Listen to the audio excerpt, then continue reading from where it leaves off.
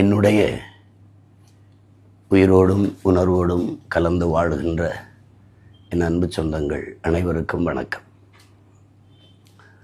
நாம் ஒரு மகத்தான கனவை சுமந்து கொண்டு நம் மண்ணிலே ஒரு மாபெரும் மாற்றத்தை நிகழ்த்த வேண்டும். இதுவரை இந்த நிலத்திலே இருக்கிற இந்த ஆட்சி முறை ஒரு கொடுமையான நிர்வாகம், ஊழல் லஞ்சத்தில் ஊறி அதையே தேசியமயமாக்கி நிறுத்திய தேசத்தில் எல்லாவற்றையும் மாற்ற வேண்டும் என்று நாம் துடிக்கிறோம். அடிப்படையிலிருந்தே மாற்ற வேண்டும் நினைக்கிறோம். ஒரு நாட்டின் அடிப்படை கல்விதான். மருத்துவம், குடிநீர் விநியோகம், சாலை ஓடுதல், பராமரித்தல், மின் உற்பத்தி, பகிர்வு, இதுவைகள் தான் அடிப்படை. ஆனால் இது எல்லாமே தனியார் லாபம் கொளிக்கும் தொழிலாக முதலாளிகளுக்கு தாரை வார்க்கப்பட்டிருப்பதை நாம் எல்லோரும் அறிகிறோம். எல்லா வளமும் வைத்துக்கொண்டு நம் நாடு ஏழ்மை வறுமையில் சிக்கி தவிப்பதற்கும் பல லட்சக்கணக்கான கோடிகளை கடன் பெற்று நிர்வாகம் செய்வதற்குமான நிலைக்கு வந்தது காரணம் 28 விழுக்காட்டு மக்கள் இரவு உணவு இல்லாமல் உறங்க செல்கிறார்கள். பல கோடிக்கணக்கான பச்சிளங்குழந்தைகள் பசியோடு படுக்க செல்கிறார் என்றால் அது காரணம் இந்த நிர்வாக சீர்கேடு. அதுக்கு முதன்மையான காரணம் ஊழல் லஞ்சம்தான். சில நாடுகள் ஒரே ஒரு வளம் தான் வச்சுருக்கு, முக்கியமான கரும்பு. இந்த பிரேசில்லாம் ஆடு, மாடு, கரும்பு. இப்போ சிங்கப்பூர் ஒன்றும் இல்லை, கடல் தான் இருக்குது. அதனால் அது கல்வியில் 3வது இடத்துல இருக்குது. மிகப்பெரிய ஊழல் லஞ்சம் இல்லாத ஒரு நாடாகவும் மருத்துவத்தில் தரமுயர்ந்த நாடாகவும் இருக்கும். இது என் அன்பு பிள்ளைகள் அறிவீர்கள். இப்போ இந்த சூழலில் எல்லா வளமும் வச்சுருக்கு. நமக்கு காட்டு வளம் இருக்குது, கனிம வளம் இருக்குது, நீர் வளம், நில வளம், கடல் வளம், மலை வளம், மனித அறிவு, உடல் ஆற்றல் எல்லாம் இருக்குது. ஆனாலும் நம்ம ஏன் இவ்வளவு வேலை இல்லை படித்தவங்களுக்கு? இப்போ குறிப்பாக தமிழ்நாடு தேர்வாணையத்தில் தேர்வு எழுதி 70 லட்சம் பேர் வெளியில் இருக்காங்க. 3000 தான் வாய்ப்பு இருக்குது. ஆனால் 50 லட்சம் இளைஞர்கள் வேலைக்கு எழுதுகிறாங்க தேர்வு. இதெல்லாம் மாற்றணும்னு நினைக்கிறோம். அதை தான் நம்ம மார்க்ஸ் சொல்கிறார், இப்போ மாற்றம் என்பது மானுட தத்துவம், மாறாது என்ற சொல்லை தவிர மற்றவை அனைத்தும் மாறிவிடுங்கிறாரு. இப்போ நாம் சொல்கிற புரட்சிங்கிறது ஒரு தலைகள் மாற்றம். ஒரு பெரிய கரும்பாறையை ஒரு சிறிய கடப்பாறை கொண்டு புரட்டி போடுகிற முயற்சிக்கு பேர் தான் புரட்சி அப்படின்னு நம்ம முன்வைக்கிறோம். அப்போ புரட்சி என்பது ஒரு தலைகள் மாற்றம். அப்போ மாற்றம் என்பது சொல் அல்ல, செயல். எனவே இது மாற்றத்திற்கான எளிய மக்களின் புரட்சிகள். புரட்சி என்பது ஒவ்வொரு மனிதனின் காலடிக்கு கீழே காய்ந்த சருகுகளாக காத்து கிடக்கிறது ஒரு தீக்குச்சியின் உரசலுக்காக என்று. அப்படி என் அன்பு பிள்ளைகள் இந்த இன்ஸ்டாகிராமிலே பொருத்தி போடுகிறீர்கள். புரட்சி தீயை பற்றி எரிகிறது நாடெங்கிலும். இதுதான் வரலாற்றில் இப்படித்தான் என் அன்பு பிள்ளைகளே பெரும் மாற்றங்கள் நிகழ்ந்திருக்கிறது. இங்கே புரட்சி மாற்றத்தை நிகழ்த்தியவனா மன்னனோ ஜமீன் திவானோ மந்திரிகளோ கிடையாது. நம்மளைப் போல சாதாரண மக்கள் தான். அப்படி தான் மார்க்ஸு, அப்படி தான் எங்கல்ஸு, அப்படி தான் பிளாட்டோ, அப்படி தான் சாக்ரட்டிஸ், அப்படி தான் அரிஸ்டாட்டில், அப்படி தான் புத்தன், அப்படி தான் பூலே, அப்படி தான் எல்லாரும், அப்படி தான் அண்ணல் அம்பேத்கர், அப்படி தான் நம்ம நிலத்திலே, இங்கே இந்த நிலத்திலே நம்முடைய பாட்டன் வ.உ. சிதம்பரனார், தாத்தா காமராஜர், தாத்தா முத்துராமலிங்க தேவர், நம்முடைய தாத்தா சிங்காரவேலர், ஜீவானந்தம், அயோத்தியாச பண்டிதர் பாட்டன், தாத்தா ரெட்டமலை சீனிவாசன், எம்.சி. ராஜா, நம்ம அத்திப்பாக்கம் வெங்கடாசல நாயக்கர், இப்படி பல்வேறு மேதைகள் சிறு சிறு நெருப்புகளாக இருந்து பற்றி சேர்ந்து பெருநெருப்பாக புரட்சி தீயை பற்ற வைத்த பெருமக்கள் இப்படி தான். அந்த கனவுகளை எல்லாம் சுமந்து தான் அவர்களுடைய வழியில் பயணித்து தான் நாம் இந்த பணியை செய்கிறோம். அப்போ இதெல்லாம் முடியுமான்னா எதுவும் முடியாது. சாத்தியத்திலிருந்து எது ஒன்றும் பிறப்பதில்லை, தேவையிலிருந்து தான் பிறக்கிறது. தேவையை கண்டுபிடிப்பின் தாய், demand is the mother of invention சொல்கிறது காரணம் அதுதான்.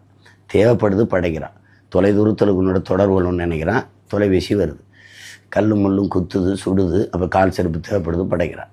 கடந்து போகணும்னு நினைக்கிறான், அப்போ படகு வருது, பாய்மரம் வருது, படகு வருது, பிறகு கப்பல் வருது.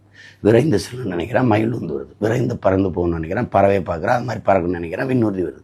இப்படி தேவைதான் கண்டுபிடிக்குது. இப்போ நம்ம முன்வைக்கிற அரசியல் தேவையா தேவையில்லை. அப்போ அது லலிதை பேர் சேவரா சொல்கிற மாதிரி நாங்கள் சாதாரணமானவர்கள், ஆனால் அசாதாரணமான ஒன்றை கனவு காண்பவர்கள் என்கிறார். அப்போ அதை தான் நம்ம செஞ்சுக்கிட்டு இருக்கோம்.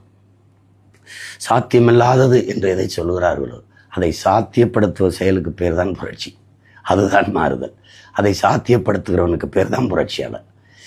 அப்படி தான் நம்மளுக்கு இருக்கிற ஒரே சிக்கல் இங்கே ஊழல் லஞ்சத்தை ஒழிப்பதோ, வேலையின்மையை போக்குவதோ, பசி பஞ்சத்தை போக்குவதோ, அல்லது நீர்வளத்தை பெருக்குவதோ, காடுகளை மீள்கட்டமைப்பு மறு உருவாக்கம் செய்வதோ, சிதைந்த அழிந்த நம் மொழியை மீட்டு உருவாக்கம் செய்வதோ, மறைக்கப்பட்ட வரலாற்றை மீட்டு உருவாக்கம் செய்வதோ, அதெல்லாம் நமக்கு சிக்கலாக தெரியல.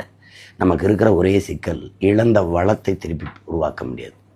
இப்போ மீத்தேன் ஈத்தேனோ நிலக்கரி பழுப்பு நிலக்கரியோ அது தீர்ந்து விடுகிற வளங்கள். ரெண்டாவது அது பூமி தாயின் ரத்தம், அதெல்லாம் தோல் ரத்தம் இதயம். அப்படி இப்போ அதில் நம்முடைய தாயின் மாறாக இருக்கிற மலை, ரத்த நரம்புகளாக இருக்கிற நதி, இதையெல்லாம் கொல்லப்பட்டது, சிதைத்து அழிக்கப்பட்டது. இந்த வளக்கொள்ளை தான் பெரிய கவலையை தருது. அது எதனாலும் மறுகட்டமைப்பு செய்ய முடியாது. ஏன்னா இயற்கையின் அரும்பெருங்கொடை. அது ஒன்று தான் நமக்கு கவலை அளிக்குது. அது முற்றிலும் முழுதாக அழிவதற்கு முன்பு நம்ம அதிகாரத்துக்கு போயிடணும். தான் அதுக்காக தான் இவ்வளோ வேலை செய்கிறோம். அதில் என்னிலும் இளைய என் தம்பி தங்கிகள் எதிர்கால இந்த தாயகத்தை எழுச்சியும் புரட்சியுமாக வலிமையான வளமையான ஒரு தமிழ் சமூகமாக ஒரு நாடாக படைக்க காத்திருக்கிற இளைய தலைமுறை புரட்சியாளர்கள், நீங்கள் இந்த இன்ஸ்டாகிராமில் உங்களுடைய உணர்வை, உங்களுடைய பதிவு செய்தது, அந்த ஆதரவை பதிவு செய்தது ஒரு மாற்றத்திற்கான தீ, ஒரு புரட்சி தீ பற்றி பரவ தொடங்குகிறது என்று பார்க்கும்போது உங்களுக்கு முன்னவன், உங்கள் உடன் பிறந்தவன், உங்கள் மகன் என்கிற முறையிலே எனக்கு பெரிய மகிழ்ச்சியும் நம்பிக்கையும் பெருமையும் தருகிறது. முன்னை விட பன்மடங்கு உற்சாகமாக களத்திலே வேலை செய் ஓடு இலக்கை நோக்கி என்று துரத்துது உங்களுடைய உணர்வும் அந்த அன்பும். அதை தொடர்ந்து நீங்கள் செய்யணும். நம்ம ஒரு வாக்கால் மாற்றிட முடியுமா அப்படின்னு நினைக்கக்கூடாது. இந்த ஒற்றை விரலால் உலகம் திரும்பி பார்க்கக்கூடிய மகத்தான புரட்சியை செய்யலாம். மக்களாட்சியை ஏற்றுக்கொண்ட நாட்டில் வலிமைமிக்க ஆயுதம் வாக்கு தான். அதை அநீதிக்கு எதிராக தூக்கணும். உங்களுக்கு தெரியும், உலகெங்கிலும் போர், அது ரத்தம் சிந்தும் அரசியல். நாம் முன்னெடுக்கிற அரசியல் ரத்தம் சிந்தாத போர். இது ஒரு போர் தான், அநீதிக்கு எதிரான அறப்போர். அப்போ அந்த போரிலே நேரடியாக பங்கு பெறுபவர்கள், இருக்கிற தளத்தை எல்லாம் நமக்கான தளமும் கடமுமாக மாற்றி போர் செய்கிறவர்கள், கருத்தியல் போர், அறிவாயுத போர், அதை தான் நம்ம செய்து கொண்டிருக்கோம். அந்த போரில் உங்கள் எல்லோருடைய பங்களிப்பும் மகத்தானது, மிகுந்த பாராட்டுக்குரியது, போற்றத்தக்கது. இப்போ அதை வாக்கு செலுத்த போகிற போது அந்த வாக்ககத்தை ஒரு வரலாற்று பெரும் மாற்றத்தை நிகழ்த்த போகிற ஒரு களமாக நம்ம பார்க்கணும்.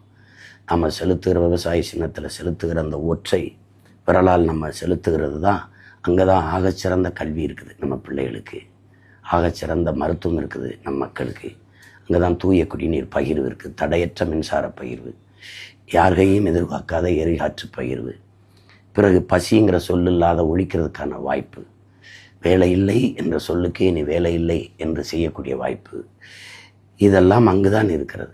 ஒரு உலகத்தின் தலை சிறந்த நாடாக கல்வியில் மேம்பட்டு, மருத்துவ தரம் உயர்ந்து, எல்லாருக்கும் வேலை, கல்விக்கேற்ற வேலை, அதை கொண்டு வாழ்கிற பெருமை மிக்க வாழ்வு என்று தன்மானத்தோடு தலை நிமிர்ந்து வாழ்கிற ஒரு தற்சார்பு வாழ்வு, ஒரு பூமியின் சொர்க்கமாக மாற்றி படைக்கிற அரிய வாய்ப்பு, உலகத்தின் தலை சிறந்த நாடாக நம் தாய்நாட்டை மாற்றி காட்டுகிற வாய்ப்பு, வரலாறு அங்கே தான் தந்திருக்கிறது.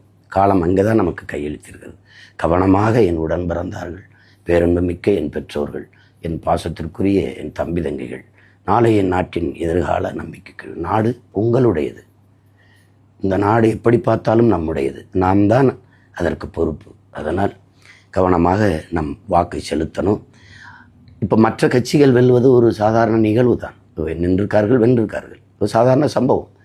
ஆனால் நாம் தமிழர் கட்சியின் வெற்றி என்பது வரலாற்றில் மாபெரும் புரட்சி, சரித்திரத்தில் மகத்தான சாதனை.